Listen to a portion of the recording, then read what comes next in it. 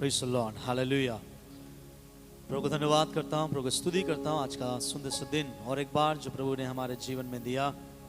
मैं इन सारे चीज़ों के लिए मैं परमेश्वर को धन्यवाद करता हूँ। और आइए हम परमेश्वर के वचन में जाएं, अपने ध्यान को परमेश्वर के वचन में हम केंद्रित करें और हम निकालेंगे सब कोई बाइबल से भजन संगीता उसका एक वचन से लेकर हम 3 वचन पढ़ेंगे। लेकिन पहला हम शुरुआत करेंगे भजन संगीता उसका तीसरा वचन का सबसे आखिरी वाला लाइन हम निकाल के पढ़ें कि परमेश्वर इस वचन से आज हमसे क्या कहना चाहता है। पढ़िएगा।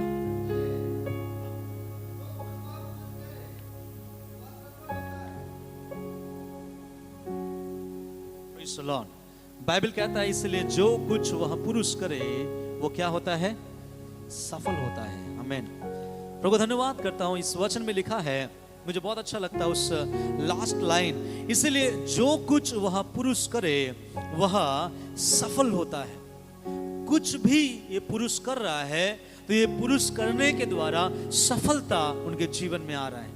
यहाँ ये नहीं बोला गया कि तुम ये करोगे ही तो सफलता तुम्हें मिलेगी, यही करोगे तो तुम सफल पाओगे, यही करोगे तो ही तुम्हारे जीवन में सफलता आ जाएगी, ऐसे बोल के परमेश्वर का वचन में नहीं लिखा गया। लेकिन प्रभु का वचन यहाँ कहता है साफ शब्दों में, इसलिए जो कुछ वह पुरुष करे वह सफल होता है। हालेलुया। यहाँ कंडीशन नहीं दिया गया है कि ये करने से मैं तेरे कामों को सफल करूंगा, है ना। लेकिन परमेश्वर यहाँ कहता है जो कुछ भी तू करे मैं तेरे कामों को क्या करूंगा? सफल करूंगा। यहाँ एक पुरुष के बारे में कहता है कि लिखा है वो पुरुष जो भी कुछ करे मैं उसको सफल करूंगा। अगर वो मिनिस्ट्री करे उसके मिनिस्ट्री को मैं सफल करूंगा। अगर वो बिजनेस करे मैं उसके बिजनेस को सफल करूंगा। अगर वो जॉब करे उसके जॉब को मैं सफल करूंगा। अगर उनका उम्र हो गया वो शादी करे उनके शादीशुदा जिंदगी को मैं सफल करूंगा। अगर उनके शादीशुदा जिंदगी में कोई बच्चा आ रहा है उनके बच्चे को, उनके परिवार को मैं सफल करूंगा। अगर वो घर खरीद रहा है उस काम को मैं सफल करूंगा। कुछ भी ये पुरुष करे तो परमेश्वर का वचन कह रहा है कि मैं उनको क्या करूंगा? सफल करूंगा, है ना। सफलता आज इस दुनिया का सबसे अहम मुद्दा है, आपको मालूम होना चाहिए। लोग कमा रहे हैं क्यों? सफल होने के लिए। हर एक छोटे से लेके बड़े लोगों को आप देखिएगा, कोई भी ये नहीं चाहेगा कि मैं फेलियर हो जाऊं, मैं गिराया जाऊं, मैं नष्ट किया जाऊं, ऐसा कोई नहीं कहता। क्योंकि हर किसी के लोगों के जीवन का ये इच्छा है कि मैं सफलता को प्राप्त करूं, मेरे जीवन में सफलता आए, मेरे जॉब में सफलता आए, मेरे बिजनेस में सफलता आए, मेरे परिवारों में सफलता आए, मेरे काम धाम में सफलता आए। यहाँ तक कि क्रिश्चियंस फील्ड में भी जो मसीह लोग हैं वे लोग से भी अगर हम पूछेंगे वो भी वही कहता है, मिनिस्ट्री में सफलता चाहिए, सेवकाई में सफलता चाहिए, आराधना में सफलता चाहिए, वचन में सफलता चाहिए। तो ये दुनिया आज सफलता के पीछे में क्या कर रहा है? भाग रहा है। या मसीह जगत हो या अन्य जाति जगत हो, या विश्वासी हो या अन्य जाति हो, हर कोई व्यक्ति सफल होना चाहता है। और ये बुरी बात नहीं है, अच्छी बात है। हर एक व्यक्ति इसको सफल होने का अधिकार जरूर है। लेकिन यहां प्रभु का वचन जो कह रहा है थोड़ा अलग है कि वो जो कुछ भी करे हर एक काम उसका सफल होगा। ऐसा तो नहीं होना चाहिए, है ना।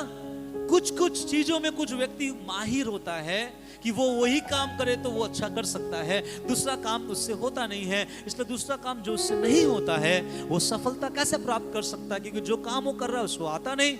लेकिन हाँ, जिसको वो काम भली भांति उसको आता है, अगर वो काम करे तो वो सफलता प्राप्त करेगा। उदाहरण के तौर पे मैं बताना चाहूंगा, मान लीजिए अगर कोई एक व्यक्ति जिसको गड्ढे खोदने का एक्सपीरियंस है, जिसको गड्ढे खोदने का काम है, वही काम वो बचपन से कर करके आ रहा है, अपने परिवारों का पेट चला रहा है। अचानक से एक दिन हम बोलते हैं कि भाई एक काम करो, मेरे घर में आप नया वायरिंग कर दो, आप जो भी स्विच विच लगाना है आप वो काम मैं आपको देता हूं। तो मैं पूछना चाहता हूं, जब वो काम करेगा क्या वो सफलता को प्राप्त करेगा या असफल हो जाएगा? असफल हो जाएगा, कि उस काम उनको नहीं आता।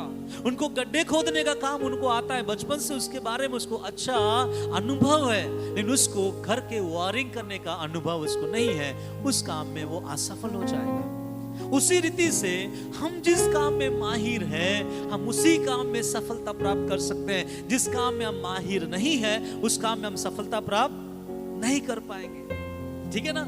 तो उसी अनुसार परमेश्वर का वचन कहता है कि नहीं, ऐसा नहीं है। प्रभु इस पुरुष के बारे कह रहा है, ये पुरुष के बारे में मैं कुछ और कहना चाहता हूं। बाइबल इस पुरुष के बारे में कुछ और कहता है कि जो कुछ भी वो करे, उनका काम क्या हो जाएगा?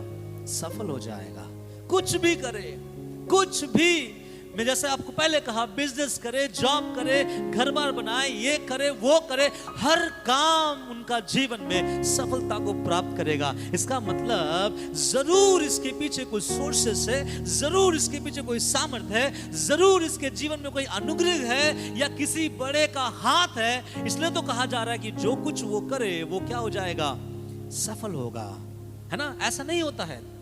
अगर दुनिया में देखा जाए तो कोई भी इंसान वही काम में सफल होगा जिस काम उसको आता है। दूसरे काम में सफलता होने में बहुत समय लगेगा। लेकिन प्रभु कह रहा है नहीं, इस पुरुष के बारे में बात अलग है। जो कुछ भी वो करे वो क्या हो जाएगा? सफलता प्राप्त करेगा। चाहे वो नौकरी करे, सफलता प्राप्त करेगा। चाहे वो जॉब करे, सफलता प्राप्त करेगा। चाहे वो कुछ चीजों को यहां से लेके वहां बेचे, सफलता प्राप्त करेगा। चाहे वो बजाए, सफलता प्राप्त करेगा। चाहे वो प्रचार करे, सफलता प्राप्त करेगा। चाहे वो परिवार बनाए, सफलता प्राप्त करेगा।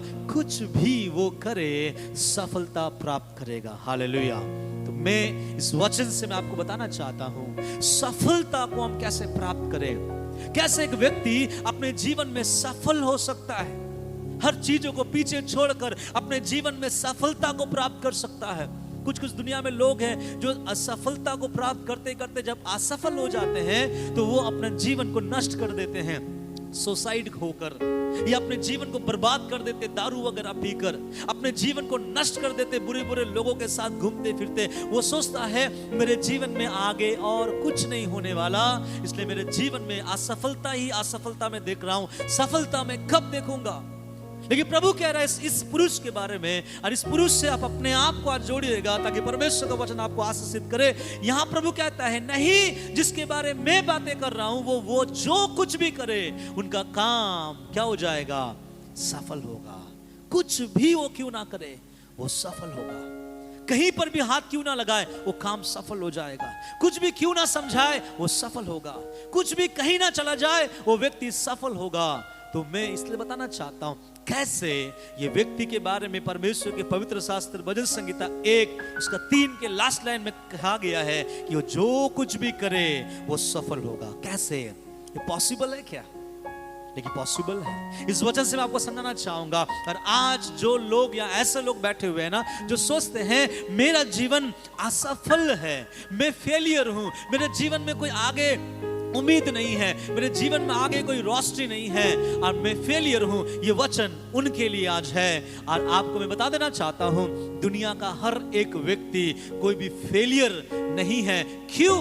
परमेश्वर का सृष्टि फेलियर नहीं हो सकता। परमेश्वर जिसको अपने हाथों से बनाया है ना, बड़े प्यार से, वो व्यक्ति या वो सृष्टि कभी भी फेलियर नहीं हो सकता है। कुछ बातें जो हमें फेलियर करता है, कुछ बातें हैं जो हमें असफल करता है। मैं असफलता के बारे में नहीं, मैं ये बताना चाहूंगा एक व्यक्ति हर काम में सफलता को कैसा प्राप्त करे वचन से आज हम जानेंगे, ताकि परमेश्वर भी आज हमको ये कहे, हमारे लिए भी ये वचन फिट बैठे कि बेटा तू जो कुछ करेगा तो सफलता प्राप्त करेगा, बेटी तू जो कुछ भी करेगा तो सफलता प्राप्त करेगा। क्यों हम अपने काम में सफलता प्राप्त नहीं कर पाते हैं? क्यों हम जो भी कुछ काम करते हैं असफल हो जाता है? क्यों हम जहां भी हाथ लगाते हैं फेलियर ही फेलियर हमको मिलता है?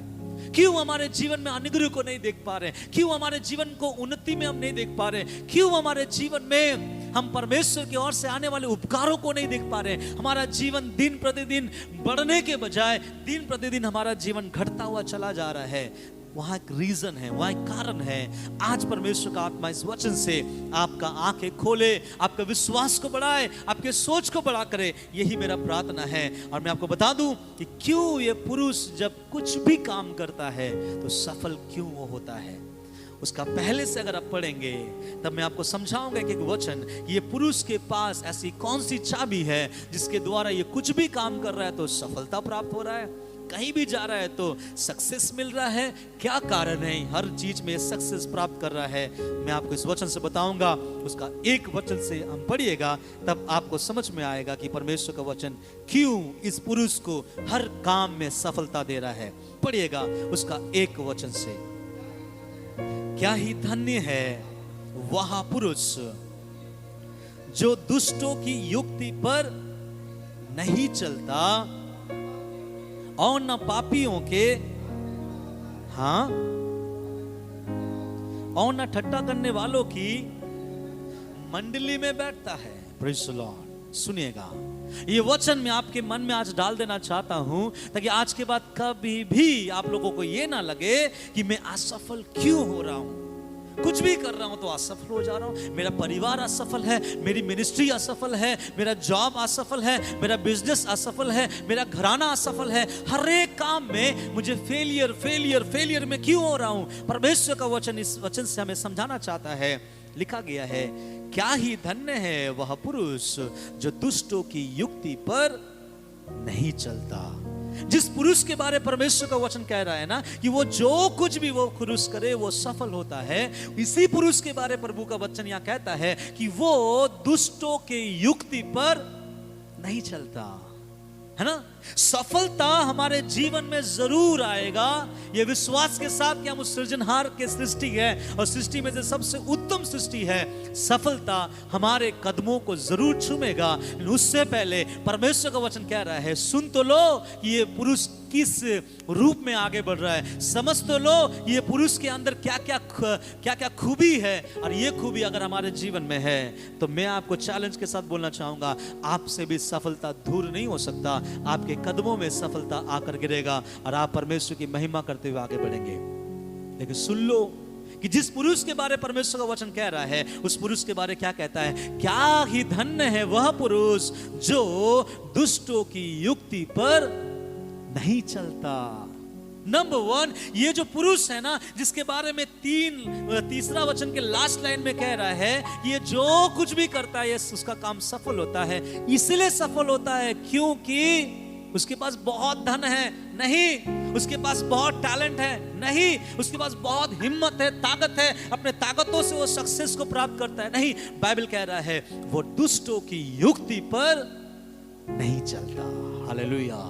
हम किसके साथ चलते हैं इस बात का निर्धारित होता है कि मेरे जिंदगी में सफलता प्राप्त करेंगे या असफल हो जाएंगे। हमारे बंधु मित्र, हमारे दोस्त यार, हमारे घूमने वाले लोग, हमसे बात करने वाले लोग, वे कौन लोग हैं? अगर वे लोगों का युक्ति मेरे ऊपर भी लागू हो रहा है, प्रभु का वचन कह रहा है कि तू जो कुछ भी काम करे ना सफल नहीं होगा, बल्कि उस जगह पे परमेश्वर शब्द को हटाकर दूसरा शब्द डालेगा कि तू जो कुछ भी करे वो क्या हो जाएगा? असफल होगा। क्यों? हम सोचेंगे क्यों मैं असफलता को प्राप्त नहीं कर पा रहा हूं? क्योंकि पहली बात है, प्रभु का वचन कह रहा है क्योंकि दुष्टों के युक्ति पर तू क्या कर रहा है? चल रहा है। देखिए यहां पे सुंदर सा शब्द है। प्रभु ये नहीं कह रहा है कि दुष्टों के साथ मत चलो। प्रभु ये नहीं कह रहा है दुष्टों से बात मत करो। प्रभु ये नहीं कह रहा है दुष्टों को देखकर हाथ मत हिलाओ, हेलो भाई गुड मॉर्निंग, ऐसा मत कहो बोल के प्रभु नहीं बोल रहा है। प्रभु कह रहा है दुष्ट के साथ चलो बोलकर मैंने मना नहीं किया, मैं मना कर रहा हूं दुष्ट के युक्ति पर मत चलो। समझिएगा, ये पूरे दुनिया में हमें जाना है, लोगों तक प्रभु के वचनों को सुनाना है। जो लोग आज दुष्टता के बंधनों में फंसे हुए हैं उनको जाकर हम प्रभु का सुसमाचार देंगे, तब तो वो छुटकारा पाएगा। लेकिन बाइबल कहता है दुष्ट के साथ घूमने के लिए प्रभु के बारे में नहीं लिखा गया है। बाइबल कहता है दुष्ट के युक्तियों पर मत चलो। क्या है युक्ति? परामर्श पे मत चलो। आप हो सकते हैं विश्वासी हैं, हो सकते प्रभु के जन हैं, हो सकते आप कलीसिया आ रहे हैं, हो सकते प्रभु की प्रार्थना आराधना कर रहे हैं, लेकिन आपके जीवन में जब कुछ फैसला लेना होता है, आपके जीवन में कुछ निर्णय लेना होता है, आपके जीवन में कुछ चीजों को करना होता है, तब आप क्या करते हैं? परामर्श उन लोगों से लेते हैं जो आपके जीवन में दुष्टता का परामर्श को देगा। और जब उस परामर्श में आप चलेंगे, जब उस युक्ति में आप चलेंगे, ये लाइन कभी भी आपके लिए नहीं आएगा कि जो कुछ तू करे तेरा काम में सफल करूं। ये कभी जिंदगी में देखने नहीं मिलेगा। क्यों? क्योंकि हम दुष्टों की युक्ति पर चलते हैं। बाइबल में लिखा गया है नीति वचन में कि कुछ लोग आकर तुमसे कहेंगे आजा हमारे साथ मिल जा, हम लोगों का एक ही पर्स होगा और हम एक ही पर्स से हम खान पान करेंगे, हम कुछ लोगों को लूट लेंगे, कुछ लोगों को डराएंगे, कुछ लोगों को धमकाएंगे, एंजॉय करेंगे और इस दुनिया में मगन होकर रहेंगे, तू मेरे साथ मिल जा। बाइबल कहता है अगर हम ऐसे लोगों से मिल जाते हैं जो लोग गलत है, जो लोगों का स्वभाव गलत है, जो लोगों का देखना गलत है, जो लोगों का बोलना गलत है, याद रखो कभी भी अपने जीवन में हम सक्सेस नहीं पा सकते। चाहे वो आत्मिक फील्ड हो, चाहे वो सांसारिक फील्ड हो, चाहे वो आपका जॉब हो, चाहे वो आपका मिनिस्ट्री हो, चाहे वो बजाना गाना हो, चाहे वो कहीं नौकरी करना हो, कोई भी क्षेत्र में हम आशीषित नहीं हो सकते। क्यों? कि प्रभु का वचन कह रहा है कि तू जो है ना दुष्टों की युक्ति पर क्या करता है, चलता है। मैं आपको याद दिला देना चाहता हूं, आदम के बगीचे में भी सामर्थ्य परमेश्वर ने आकर आदम हवा को कहा था बेटा सब खाना लेकिन इस पेड़ का फल मत खाना। जैसे परमेश्वर वहां से जाता है, शैतान आकर आदम और हवा से बातें करता है और हवा को बहकाता है, हवा को कुछ कुछ युक्तियों को दिखाता है कि तू अगर खाएगा बर्बाद नहीं होगा, तू अगर खाएगा तू तो परमेश्वर से बड़ा हो जाएगा, तू तो खाएगा तेरा जीवन बदल जाएगा। और ये युक्ति जब शैतान उसके मन में डाला, हमें और आपको मालूम है कि हवा ने उस फल को तोड़ा और क्या कर दिया, खा लिया। अब परमेश्वर, जो परमेश्वर ने कहा था फूलो फलो और पृथ्वी में भर जाओ, जो परमेश्वर अपने मुंह से कहा था बेटा तू फूलो और फलो और पृथ्वी में भर जाओ, वही परमेश्वर अपने मुंह से कह रहा है मेरे आदम के बगीचे से निकल जाओ, तेरे कारण पाप आया है। जब तक आदम तेरा पसीना मिट्टी पर नहीं गिरेगा तब तक तू भोजन नहीं कर सकता है, तब जब तक तू 9 महीना गर्भ में रहकर अपने बच्चों के साथ पीड़ा नहीं उठाएगी तब तक तेरा जीवन में छुटकारा नहीं आएगा। ये पाप, ये श्राप कब आया मालूम है? जब हवा दुष्ट के युक्ति को अपने जीवन में आने के लिए अनुमति दिया। मेरा ये वचन से आप लोगों के जीवन में यही बताना है हम क्यों असफल होते हैं मालूम है, क्यों हम फेलियर होते हैं, क्यों जॉब में, क्यों नौकरी में, क्यों बिजनेस में, क्यों चारों तरफ में हम फेलियर और फेलियर देखे जाते हैं। इसीलिए होता है क्योंकि हम दुष्टों के परामर्श को अपने जीवन में आने के लिए अनुमति देते हैं। एग्जाम्पल के तौर से आप क्या पहनोगे ये आपको डिसाइड करना है। आपके दोस्त लोगों से मत पूछिएगा कि मैं क्या पहनूं, आप कैसा चलना चाहिए ये आप डिसाइड कीजिएगा। आपके दोस्तों से, आपके घरों से मत पूछिएगा कि मुझे कैसा चलना चाहिए। मैं बोलना चाहता हूं आज लोग ना अपना देखने का तरीका, बात करने का तरीका, चलने का तरीका, हर चीज का तरीका जो है ना कॉपी वाइज हो चुका है। कॉपी कर रहे हैं और कॉपी भी कहां से कर रहे हैं? संसारिक कॉपी कर रहे हैं, संसार के लोगों का कॉपी। संसार के लोग जो वस्त्र पहनते हैं हम भी वही वस्त्र पहन रहे हैं। संसार के लोगों का बोलने का जो लहजा है हम भी उस लहजे से बातें कर रहे हैं। संसार के लोग जैसा चलता है हम भी वैसा चलते हैं। तो बाइबल कहता है अगर तू दुष्टों की युक्ति पर चलता है, दुष्टों के परामर्श में चलता है, तो तू वो पुरुष नहीं जिसके बारे में बाइबल कहता है कि वो जो कुछ भी करे उसका काम सफल होगा। अगर हम चाहते हैं कि हम जो कुछ भी करें हमारा काम सफल हो, तो मेरे विश्वासी भाई बहन जितने लोग यहाँ हैं सुन लीजिएगा, प्रभु कह रहा है तेरे जीवन से दुष्टों की युक्ति पर चलने का जीवन क्या करना पड़ेगा? हटाना पड़ेगा। केवल आपके बंधु मित्र आपके जीवन में गलत बातों को नहीं ढाल सकता, लेकिन बाइबल कहता है दुष्ट जो है वो शैतान भी है। शैतान की युक्ति पर नहीं, हमको परमेश्वर की युक्ति पे चलना बहुत जरूरी है। दूसरा, उस पुरुष के बारे में क्या कहता है पढ़िएगा, और ना पापियों के मार्ग में, प्रेज़ द लॉर्ड। ऐसा नहीं उसके लाइफ में सफलता आ गया, ऐसा नहीं इस लड़के के लाइफ में सफलता को देख रहा है, वो कहीं पर भी हाथ लगा रहा है इसलिए नहीं सफल हो जा रहा है कि वो बहुत अच्छा है। नहीं, बाइबल कह रहा है इसलिए सफल हो रहा है कि वो पापियों के मार्ग में क्या नहीं होता है? खड़ा नहीं होता है। हालेलुया। पापियों का अपना एक बस्ती होता है, पापियों का अपना एक सोच होता है, पापियों का अपना सिद्धांत होता है, पापियों का अपना एक रोड भी होता है, अपना एक मार्ग भी होता है, और उस मार्ग में केवल वही चल सकता है जो पापी है। अगर आप पापियों के मार्ग में खड़े हैं, दैट मीन्स आप ऐसे लोगों के साथ खड़े हैं जिन्होंने परमेश्वर के आज्ञाओं को तोड़कर बैठा हुआ है, जिन्होंने परमेश्वर को थूक कर बैठा हुआ है, जिन्होंने अपने जीवन में परमेश्वर को त्याग कर बैठा हुआ है, जिन्होंने परमेश्वर को दिन रात गाली देते हैं, उनके साथ प्रभु का वचन कह रहा है उनके मार्गों पर तू क्या मत होना? खड़ा मत होना। उनके मार्गों पर खड़ा ना होना मतलब यह है उनके पद चिन्हों पर तू मत चलना। अगर हमारे दोस्ती ऐसे होंगे तो 100% तो हम ऐसे ही चलेंगे ना। अगर हमारे परिवार ही ऐसा होगा तो जाहिर सी बात है हम भी वैसे ही चलेंगे। ये प्रभु कह रहा है सावधान रहो, पापियों के मार्ग में खड़ा मत होना। सक्सेस बहुत लोग चाहता है कि मेरे जीवन में सक्सेस आ जाए। कोई अगर बिजनेस खोलता है सोचता है बहुत जल्दी मेरा बिजनेस जो तरक्की में आ जाए। कोई अगर जॉब करता है सोचता है बहुत जल्दी मेरा जॉब तरक्की में आ जाए। कोई अगर कुछ अलग काम में हाथ लगाता है तो लोग सोचता है बहुत जल्दी तरक्की आ जाए। लेकिन मैं आपको समझाना चाहूंगा, बाइबल का वचन में लिखा गया है बढ़ोतरी ना तो पूरब से ना पश्चिम से आती है, बढ़ोतरी कहां से आती है? परमेश्वर की ओर से। हालेलुया। हम भूल जाते हैं कभी कभी, और भूलने की वजह से क्या होता है हम दुष्टों की युक्ति पर चलना शुरू कर देते हैं, हम पापियों के मार्ग में खड़ा हो जाना शुरू हो जाते हैं। और आगे क्या लिखा गया है?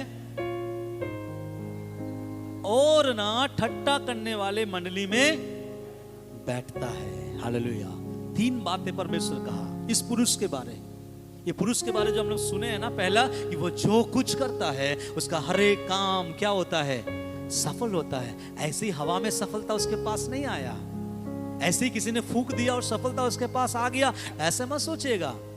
ये मत सोचिए कि हम उसका पिताजी बहुत पैसे वाला था इसलिए वो सफलता में आ गया। प्रभु बोलता नहीं, ये व्यक्ति के बारे में इसलिए बोल रहा हूं कि जो कुछ भी वो करता वो सफल होता है, क्योंकि वो दुष्टों के युक्ति पर नहीं चलता, वो मेरे युक्ति में चलता है। वो पापियों के साथ उसके मार्ग में खड़ा नहीं होता है, वो मेरे साथ मेरे भवन में खड़ा होता है। वो दुष्टों के या फिर लिखा गया कि वो ठट्टा करने वाले मंडली में क्या नहीं करता है? बैठता नहीं, वो मेरे साथ बैठता है। मैं बता देना चाहता हूं ठट्टा करने वाला मंडली क्या मालूम है? जहां पर 3, 4, 5 लोग जमा हो जाते हैं और जमा होने के बाद में वहां फिजूल की बातें होना शुरू हो जाता है कि वो ऐसा है, उसके घर का खिड़की टूटा हुआ है, उनका वहां से एल्बेस्टर हटा हुआ है, उनका आगे का टायर पंचर है, उनका ये है, उनका वो है, और ऐसा करके हम घंटों घंटों बर्बाद करते हैं। प्रभु कहता है ऐसे बर्बाद करोगे ना तो आज तू समय बर्बाद कर रहा है, यही समय कल तुझे भी बर्बाद करेगा। मेरे बातों को ध्यान से सुनेगा। सफलता प्राप्त करना है तो बाइबल कहता है दुष्टों की युक्ति पे चलना बंद करो, पापियों के मार्ग में खड़ा होना बंद करो, और लिखा गया ठट्टा करने वालों की मंडली में बैठना बंद करो। इसका मतलब प्रभु कह रहा है अपने जीवन को बदलो, दुष्टों की युक्ति पे मत चलो, मेरे युक्ति में चलो। पापियों के साथ खड़ा मत हो, मेरे साथ खड़ा हो जाओ। ठट्टा करने वाले मंडली में मत बैठो जहां पे बहुत अनाप शनाप बातें होती रहती है, तुम मेरे साथ बैठो कि मैं तुझे कुछ ज्ञान की बातें सिखा सकूं। इसलिए प्रभु इस वचन में कहता है ये पुरुष जो है ना, ये 3 चीज इसके जीवन में नहीं करता। क्या? पापियों के साथ खड़ा नहीं होता, दुष्टों के साथ उसकी युक्ति पर नहीं चलता, और ना ही ठट्टा करने वाले के साथ बैठता है। इसलिए प्रभु कहता है कि वो जो कुछ वो करे वो उसका काम क्या होगा? सफल होगा। हालेलुया। सक्सेस तो उसके दाएं हाथ का काम जैसा लग रहा है मुझे, क्योंकि मैं नहीं बोल रहा, परमेश्वर का वचन कह रहा है कि वो जो कुछ भी करेगा उसका हर एक काम क्या हो जाएगा? सफल हो जाएगा। अभी मैं आपसे एक प्रश्न पूछता हूं, जवाब भी मैं ही दूंगा, लेकिन आपके मन में डालना चाहता हूं, ये व्यक्ति दुष्टों की युक्ति पर चलना है या नहीं चलना, कौन इसे बता रहा है? पापियों के साथ खड़ा होना या नहीं होना है, कौन समझा रहा है? ये जो ठट्टा करते हैं उनके बीच में बैठना चाहिए या नहीं बैठना चाहिए, इनको कैसे मालूम चला कि कौन ठट्टा करने वाला है, कौन पापी लोग है, कौन दुष्ट लोग है? ये पुरुष को पता कैसे चला कि मुझे किसके साथ खड़ा होना चाहिए, मुझे किसके साथ नहीं बैठना चाहिए, मुझे किन लोगों के बातों को सुनना चाहिए? इनके पास ऐसा बुद्धि और ज्ञान आया कैसे?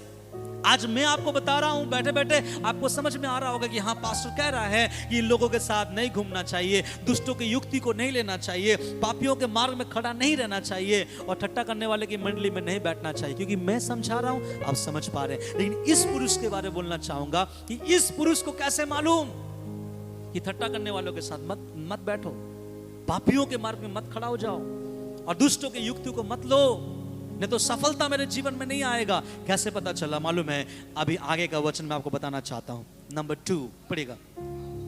परंतु वह तो यहोवा की व्यवस्था से प्रसन्न रहता है। हालेलुया।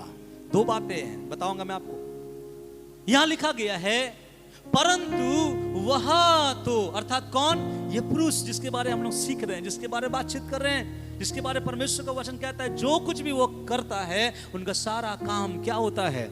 सफल होता है। इसीलिए बाइबल बोलता है परंतु वह तो यहोवा की व्यवस्था से क्या होता है?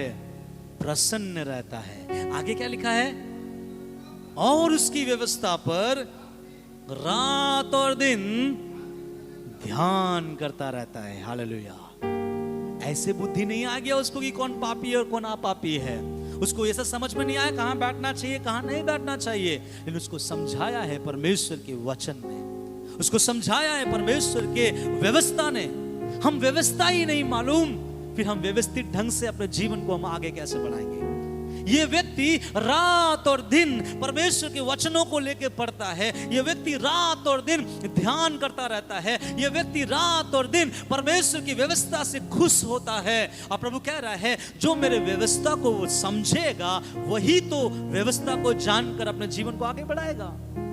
व्यवस्था नहीं मालूम होने के कारण से हम व्यवस्था तोड़ते हैं, और व्यवस्था वही तोड़ता है जिसको व्यवस्था नहीं मालूम।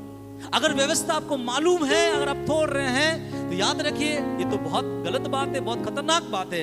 लेकिन व्यवस्था अगर आप नहीं मालूम तो मैं आज आपको वचन से बताना चाहता हूं, ये व्यक्ति का गुण देखिएगा, लिखा गया है परंतु वह यहोवा की व्यवस्था से क्या होता है? प्रसन्न होता है, खुश होता है। हाईली ग्लैड उनके जीवन में आता है, बहुत अद्भुत खुशी जो कहीं से कोई व्यक्ति या पैसे से या धन और दौलत से नहीं आ सकता। ये जो व्यक्ति आज सफलता को प्राप्त कर रहा है ना, आज पैसे के ऊपर पैसे कमा रहा है, आज आराधना करता है तो बहुत सारे लोग चंगाई पाता है। आज ये व्यक्ति जब प्रचार कर रहा है तो कई लोग उद्धार पा रहा है। आज ये व्यक्ति जब स्टेज में वर्शिप कर रहा है तो कई लोगों का जीवन बदल जा रहा है। क्यों मालूम है? क्योंकि ये दिन और रात परमेश्वर के वचन को क्या करता है? ध्यान देता है। और पहला जो लिखा गया है यहोवा की व्यवस्था से क्या होता है? प्रसन्न होता है। मैं आपको बताऊंगा यहां लिखने वाली जो बातें हैं ना कि वो यहोवा की व्यवस्था से प्रसन्न होता है। यहोवा की व्यवस्था से, द लॉ ऑफ गॉड बोलते हैं इसको, परमेश्वर का दिया हुआ व्यवस्था। अगर इस व्यवस्था शब्द को इब्रानी भाषा में अगर हम समझेंगे ना, इस व्यवस्था शब्द अगर इब्रानी भाषा में लिखा हुआ है उनके बाइबल में, तो वहां ऐसा लिखा गया है कि वे परमेश्वर के तोरहा से क्या होता है? प्रसन्न होता है। तोरा शब्द जहां भी आता है उसका मतलब होता है पेंटाटुक। पेंटाटुक का मतलब होता है 5 किताब, और 5 किताब का मतलब होता है उत्पत्ति, निर्गमन, व्यवस्था, गिनती और व्यवस्था विवरण।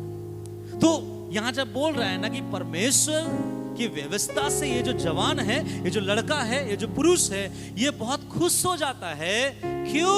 वो कौन सी व्यवस्था है? उत्पत्ति से लेके व्यवस्था विवरण के 5 पुस्तक को उन दिनों में व्यवस्था या तोरहा या पेंटाटुक कहा जाता था, उससे ये व्यक्ति खुश हो रहा है। अभी मैं पूछता हूं क्यों उससे वो खुश हो रहा है? क्यों ये जवान जब परमेश्वर का वचन पढ़ रहा है वो खुश हो जा रहा है? या खुश के शब्द को माफ कीजिएगा, खुश शब्द के बारे में नहीं, खुश शब्द से भी अच्छा शब्द है प्रसन्न होता है। यहोवा के व्यवस्था से क्या होता है? प्रसन्न होता है। यहां देखिएगा, सब पे ध्यान दीजिएगा, वो परमेश्वर के वचन से खुश नहीं हो रहा है। समझ रहे आप लोग? मतलब समझ पा रहे हैं? वे परमेश्वर के वचन से खुश नहीं हो रहा है, वे परमेश्वर की व्यवस्था से प्रसन्न है। अभी आप बोलेंगे वचन क्या है और व्यवस्था क्या है? मैं आपको समझाऊंगा। वचन अलग है और व्यवस्था अलग है। हालांकि पूरा वचन जो है व्यवस्था है, लेकिन मैं आपको समझाऊंगा यहां पे जो पर्टिकुलर शब्द इस्तेमाल किया गया है कि वो परमेश्वर के व्यवस्था से प्रसन्न है। इसका मतलब, इसका सही अनुवाद या सही रीति से आपको समझाने के लिए बोलूं, वो बोल रहा है परमेश्वर के दिए गए 5 पुस्तक में हर एक जो नियम है, मुझे उस नियम से बहुत प्यार है। मुझे उस नियम को मुझे करने में मेरा मन बहुत खुश है। मुझे वो आज्ञाएं बहुत पसंद है, मुझे प्रभु का वो तरीका बहुत पसंद है, मुझे प्रभु का वो जो कहा हुआ बातें मेरे जीवन में बहुत पसंद है। अब मेरा आपसे सवाल ये है, क्यों एक व्यक्ति सक्सेस नहीं पा पाता है? क्यों एक मसीह व्यक्ति सफलता को प्राप्त नहीं कर पाता? क्यों मालूम है? उनके जीवन से जो व्यवस्था है कहीं ना कहीं टूटता हुआ चला जाता है। क्या हमको आज परमेश्वर का व्यवस्था हमारे लिए प्रसन्नता को ले आता है? क्या परमेश्वर की व्यवस्था हमारे जीवन में खुशी को ले आता है या हमारे जीवन में बोझ ले आता है ना? कुछ लोग बोलते हैं मसीही जीवन भाई बहुत खतरनाक है।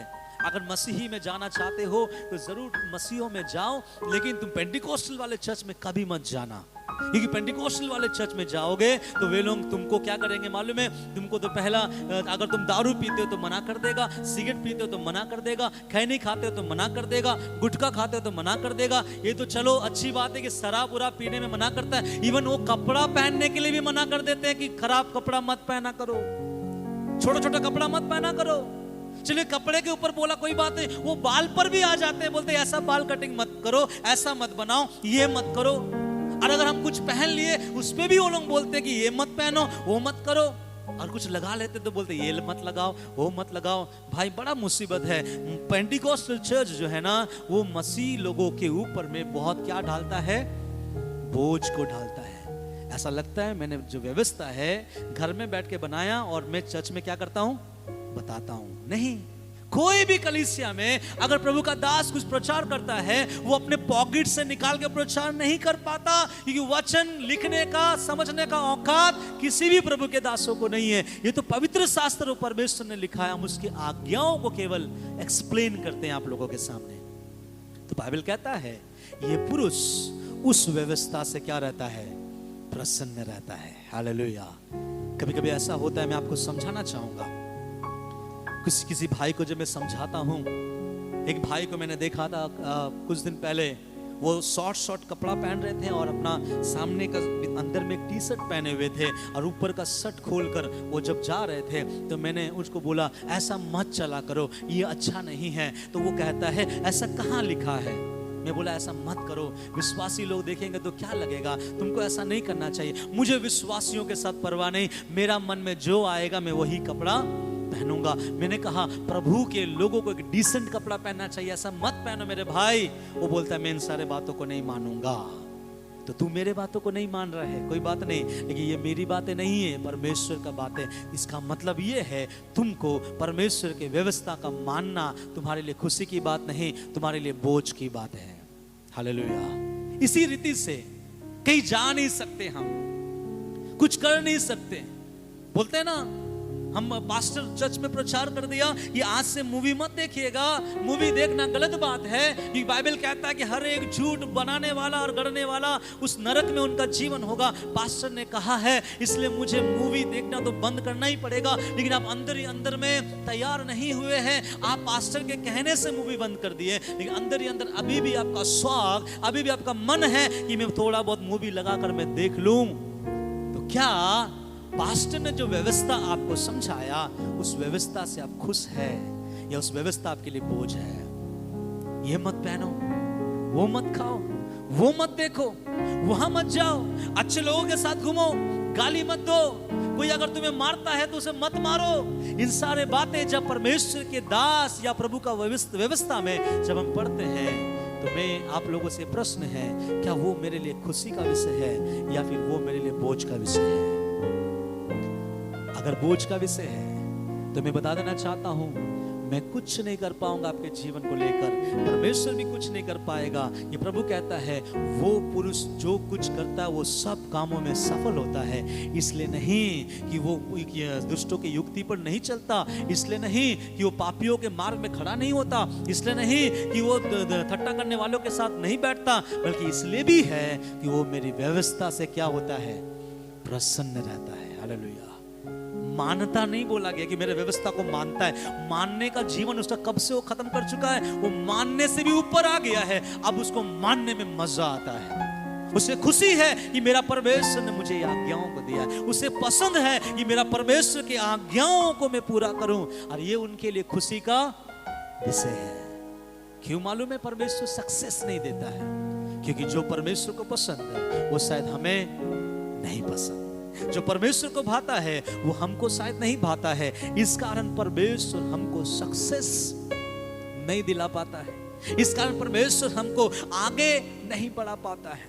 मैं बताना चाहूंगा इन दिनों में बहुत सारे वर्शिप लीडर्स बहुत सारे आ गए हैं, निकल गए हैं, मैं बोलना गलत नहीं होगा, बहुत सारे प्रभु के आराधक इन दिनों में यूट्यूब पर छाए हुए हैं। कुछ कुछ आराधना को मैं जब देखता हूँ यूट्यूब पर कि वे लंबे लंबे बाल हैं, लड़की लोगों का नहीं, लड़कों का लंबा लंबा बाल है, और अपने दोनों कान पर भी कुछ पहना हुआ है, और वो परमेश्वर की महिमा कर रहा है। और जब हाथ उठाकर जब प्रभु की महिमा करता है, मैं जब हाथों को देखता हूं तो उसके हाथों में क्या क्या वो पहना रहता है मुझे नहीं मालूम। एक ब्रेसलेट है तो चलो कोई बात नहीं है, उसके हाथों में 10 किस्म का ब्रेसलेट है, उसके कान पे ईयररिंग है, उनके बाल लड़कियों के जैसे लंबे लंबे हैं, और वो आराधना कर रहे हैं और बोल रहे हैं आइए उस सर्वशक्तिमान परमेश्वर की आराधना कर। मैं पूछना चाहता हूं, हे आराधकों सुन लो, क्या परमेश्वर की व्यवस्था तो तू प्रसन्न है? पहले वो सीख लो।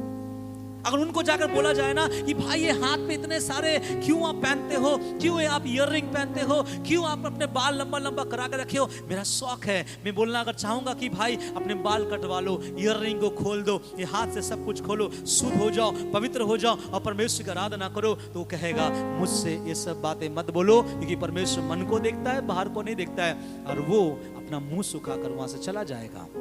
इसका मतलब क्या है मालूम है? उसको परमेश्वर की व्यवस्था से प्रसन्नता नहीं है। उनको लगता है कि मौका मिले तो मैं ही एक नया बाइबल बनाऊंगा, मौका मिले तो मैं ही बाइबल के वचनों को थोड़ा सा चेंज करूंगा। याद रखिए, इसलिए सफलता हमारे जीवन में नहीं आ पाता है। क्यों मालूम है? क्योंकि हम परमेश्वर का व्यवस्था हमारे लिए खुशी का विषय नहीं, हमारे लिए बोझ का विषय बन जाता है। हमको लगता है पास्टर है, मुझे बांध के रखा है, पास्टर है इसलिए तो कर नहीं पा रहा हूं, पास्टर है वो देख लेगा तो क्या बोलेगा, पास्टर है वो अगर दूर से देख लिया तो क्या बोलेगा। अरे मैं देखूंगा, कुछ नहीं बोलूंगा, कभी नहीं बोलूंगा, क्योंकि मैं केवल चर्च में बोलूंगा। लेकिन परमेश्वर का वचन कहता है सक्सेस नहीं मिलेगा, सफलता तुझे प्राप्त नहीं होगा, तेरे जीवन में अनुग्रह नहीं आ पाएगा, तेरे जीवन में उपकार तू देख नहीं पाएगा। क्यों मालूम है? क्योंकि मेरी व्यवस्था तुझे बोझ लगता है और मेरा व्यवस्था तुझे प्रसन्न नहीं करता। हालेलुया। मेरे प्रियो बहनों से और भाइयों से, सारे लोगों से मेरा ये बोलना है, अगर परमेश्वर का वचन कहता है छोटे छोटे कपड़ों को मत पहना करो, तो ये परमेश्वर आपके ऊपर में एक नियम और बोझ को नहीं लाद रहा है, बल्कि आपको खुश होकर पूरा कपड़ा पहनना है। ये मेरा डिजाइन नहीं, मेरा स्वर्गीय पिता का मन है, इसलिए मैं पहन रहा हूं। उसके ऊपर परमेश्वर की आशीष आप पर आएगा। आप परमेश्वर की व्यवस्था से खुश हो जाइए, आप परमेश्वर के नियम में चलने के लिए खुशी हो जाइए, आप परमेश्वर के नाम में मगन हो जाइए। यही चीज हमारे जीवन को सक्सेस में लेके आएगा। हालेलुया। कुछ लोग बोलते हैं मैं चर्च आता हूं, प्रभु आशीषित क्यों नहीं करता है? व्यवस्था करता है, व्यवस्था कहता है घर पे भी बैठ के प्रार्थना किया कर, व्यवस्था कहता है अपना दशवांश दिया कर, व्यवस्था कहता है अपना समय मुझे दिया कर, व्यवस्था कहता है मेरे लिए उपवास में बैठा कर। तो व्यवस्था को हम मानते ही नहीं, व्यवस्था को हम समझते ही नहीं है। व्यवस्था जब हमको खुशी नहीं पहुंचाता है तो वही व्यवस्था हमारे लिए कांटा बन जाएगा। याद रखिएगा, बाइबल के वचनों को मैं आपको याद दिलाना चाहता हूं। प्रभु ने बोला है कि ये क्रूस का कथा नाश होने वालों के लिए क्या है? मूर्खता है, लेकिन जो लोग मसीह में हैं उनके लिए क्रूस का कथा एक सामर्थ को दर्शाता है।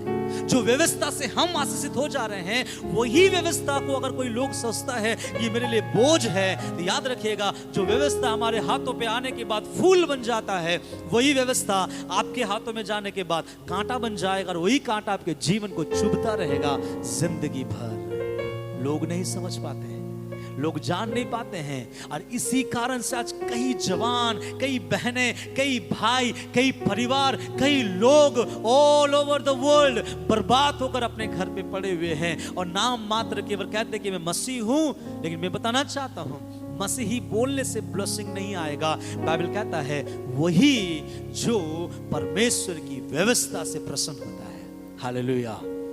हमारा खुशी का बात किसमें होना चाहिए? परमेश्वर के व्यवस्था में। हालेलुया।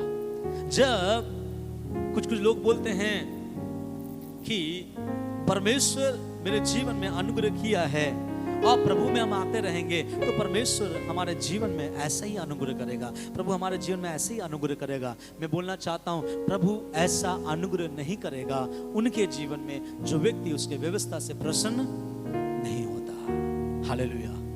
कुछ लोगों से जब मैं मिलता हूँ तो कुछ लोग मुझे बोलते हैं मैं कमाता हूँ और मैं जो हूँ ना, मैं अपना दसवांश में परमेश्वर को नहीं देता हूँ। मैं कमाता हूँ, मैं अपना दसवांश परमेश्वर को नहीं देता हूँ, क्योंकि मेरा तो इनकम बहुत कम है। मैं 300 रुपया कमाता हूँ, अगर 30 रुपया मैं परमेश्वर को दे दूँ तो परमेश्वर को दे दूँ तो फिर मेरे पास 270 रुपया में मुझे क्या हो जाएगा।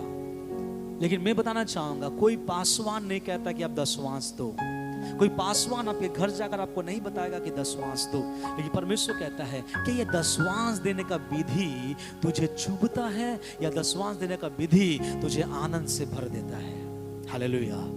जब आप 300 में 30 रुपया जब निकालते हैं ना, वो 30 रुपया को आप बोलते प्रभु ये आपके लिए है, ये 300 रुपया का 30 रुपया दसवांश में आपको देता हूँ। जब आप परमेश्वर को देते हो, परमेश्वर आपके अंदर ये देखता है कि आपको उसके व्यवस्था से कितना प्रेम है। अपने घटी में से भी आप परमेश्वर को क्या कर रहे हो, दे रहे हो। अब मेरे एक बातों को विश्वास से लीजिएगा, परमेश्वर आपके 270 रुपये को ऐसा बांधेगा जिसमें से डॉक्टर चुरा नहीं पाएगा, जिसमें से एक्सीडेंट उस पैसे को निकाल नहीं पाएगा, जिसमें से कोई लोग उसमें से चोरी नहीं कर पाएगा।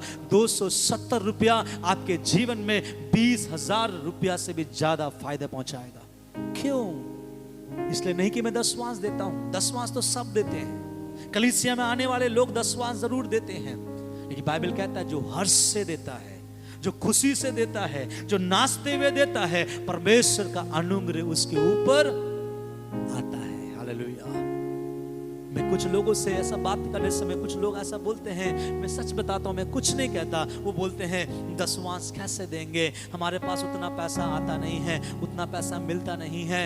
मैं कुछ नहीं बोलता हूँ, मैं एक ही बात बोलता हूँ, देखिए परमेश्वर की वचन की आज्ञा है कि आप दसवांश दे। अब आप जाने और आपका परमेश्वर जाने। और मैं विश्वास में, मैं इस पुलपिट से खड़ा होकर एक बात सत्य में बताता हूं, ऐसे बहुत लोगों के जीवनों को मैंने देखा है जो प्रभु के लिए ईमानदार नहीं है, उनका जीवन सूखा हुआ फूल के समान दिखाई पड़ता है।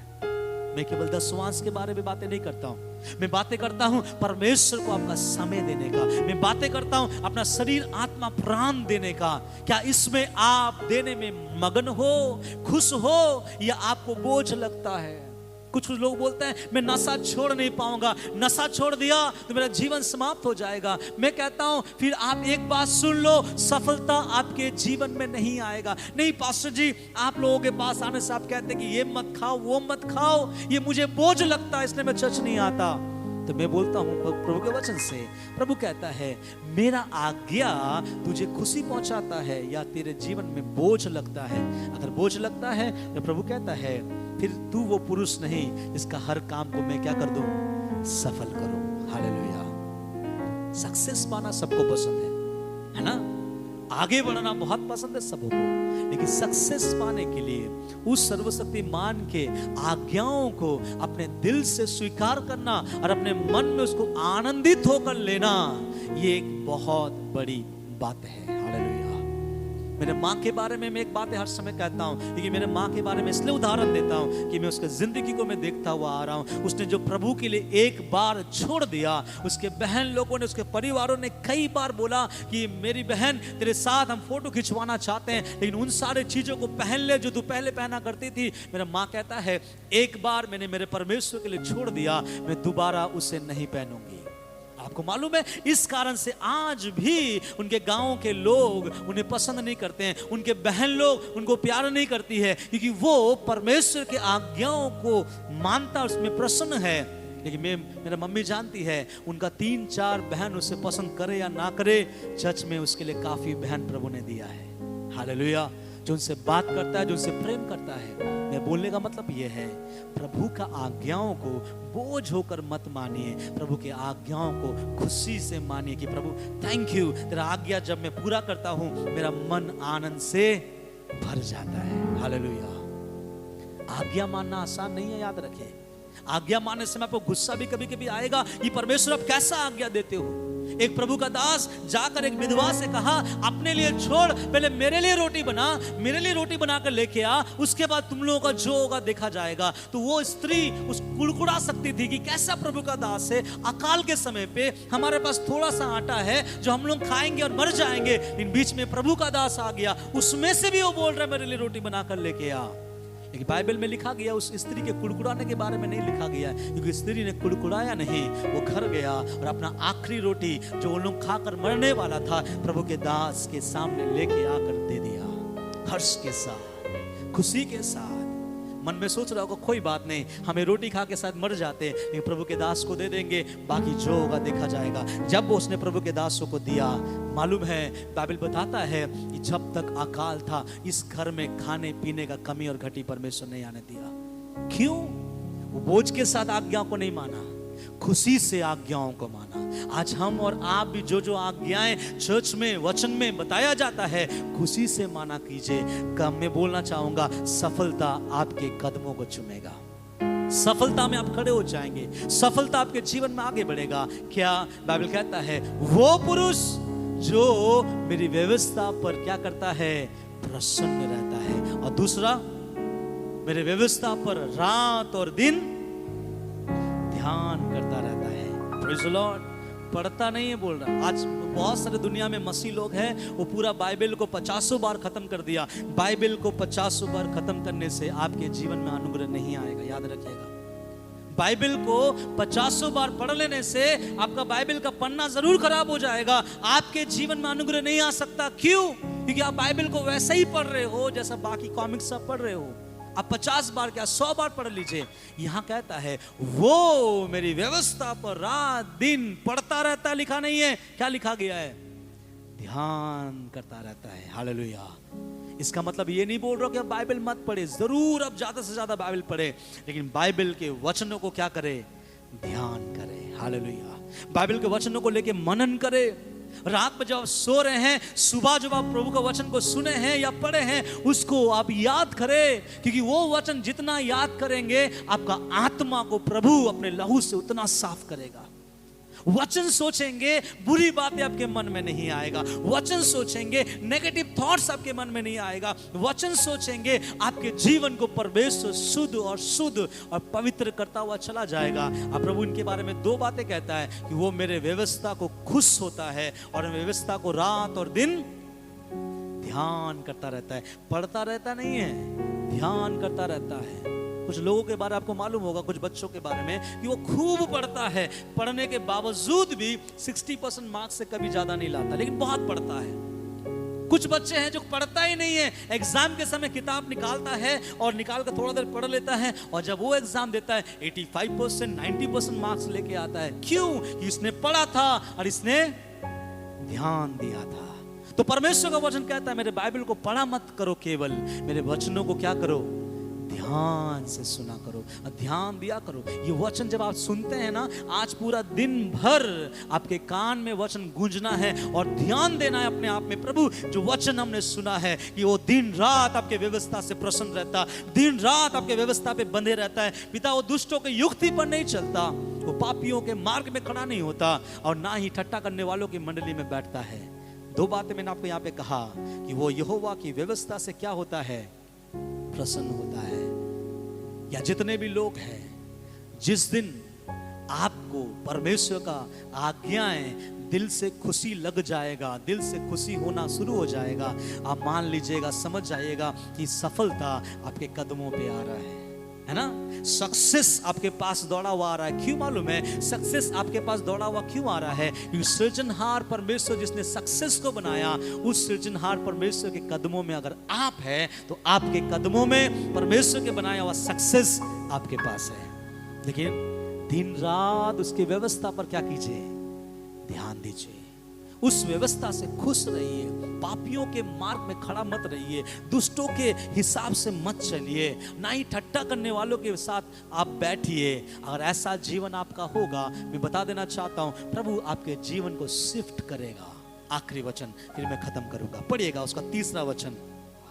वहां तो अर्थात वो पुरुष तो वहां उस वृक्ष या पेड़ के समान है, बहती नाली के किनारे। Praise the Lord.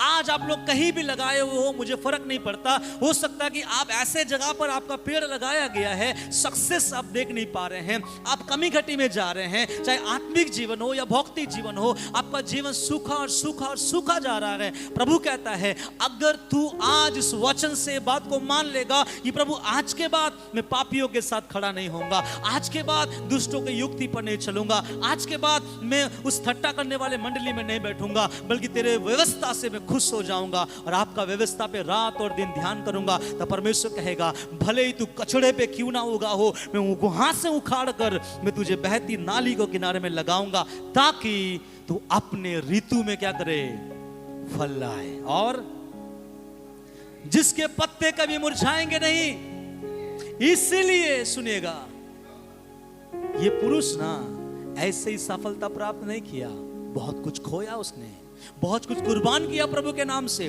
बहुत कुछ छोड़ा उसने प्रभु के नाम से, बहुत कुछ त्याग दिया। ये पहले सफल नहीं रहता था, ये पुरुष पहले सफलता को नहीं देखता था, ये भी हमारे समान कमी और घटी में, आंसुओं में अपने जीवन को निर्वाह कर रहा था। लेकिन उसको एक दिन पता चला परमेश्वर के वचन से कि पापियों के मार्ग में खड़ा नहीं होना चाहिए, उसने बंद किया। उसे पता चला कि दुष्टों की युक्ति पर नहीं चलना चाहिए, उसने बंद किया। उसे पता चला ठट्टा करने वालों के मंडली में नहीं बैठना चाहिए, उसने बैठना बंद किया।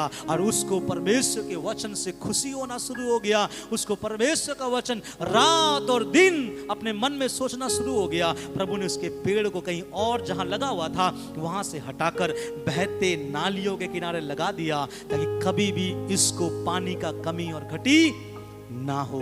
एग्जैक्टली परमेश्वर हमारे जीवन को भी ऐसा करेगा।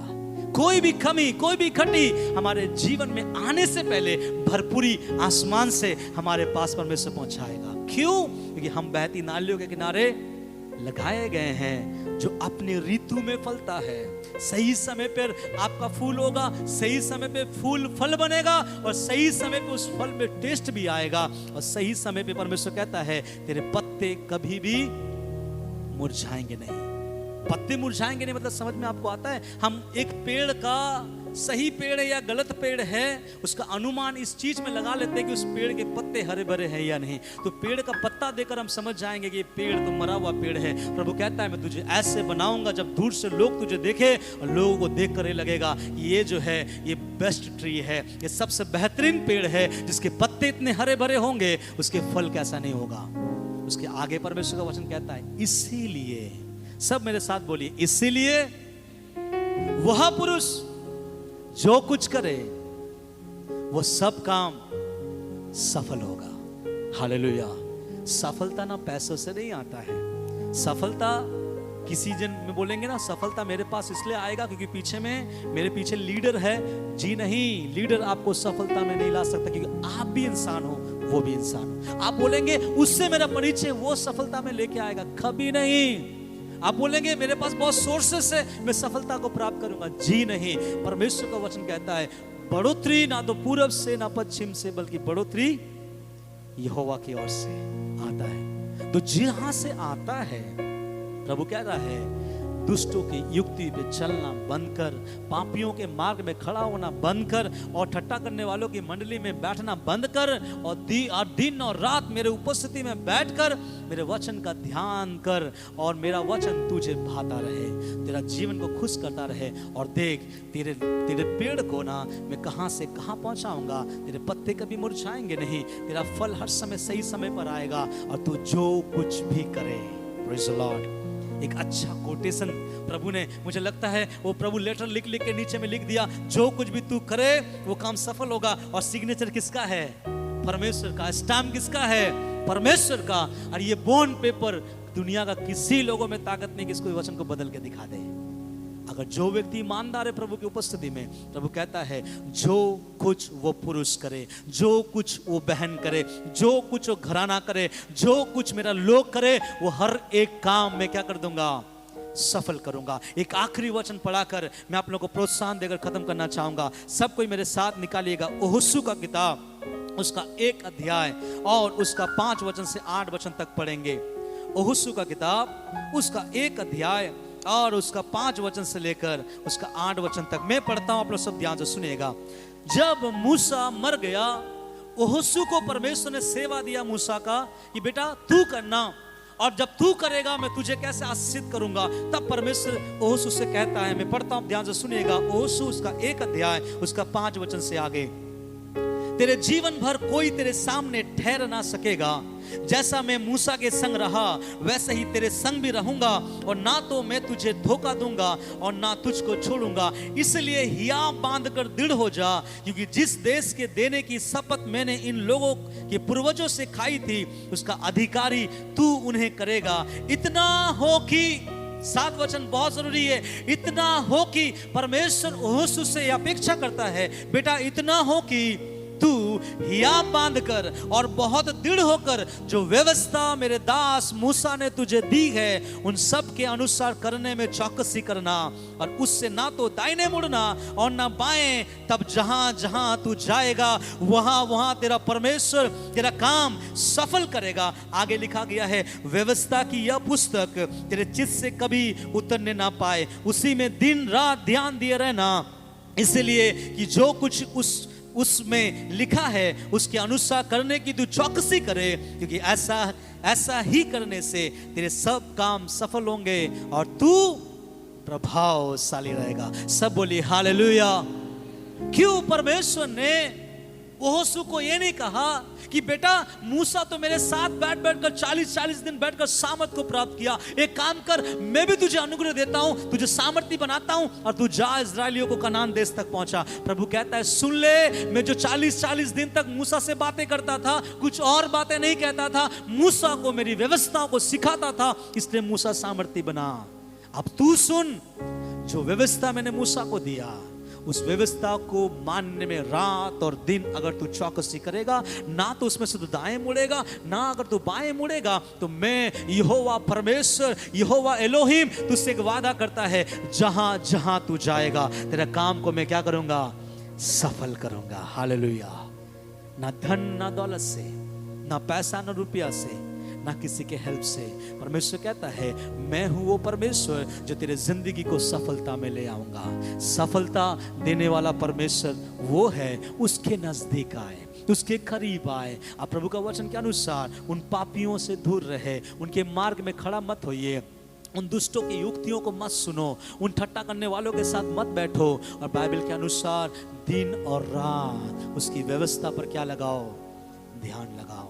और प्रभु कहता है कि मेरा व्यवस्था तुझे प्रसन्न करे, तुझे आनंदित करे। ऐसा नहीं लगना चाहिए कि ये आज्ञाएं मानने में मुझे पसंद नहीं, और ये चीज जब हमारे जीवन में होना शुरू हो जाएगा, मैं आपको वायदे के साथ कहना चाहता हूं, आपके कदमों में परमेश्वर सक्सेस को लेके आएगा। हालेलुया।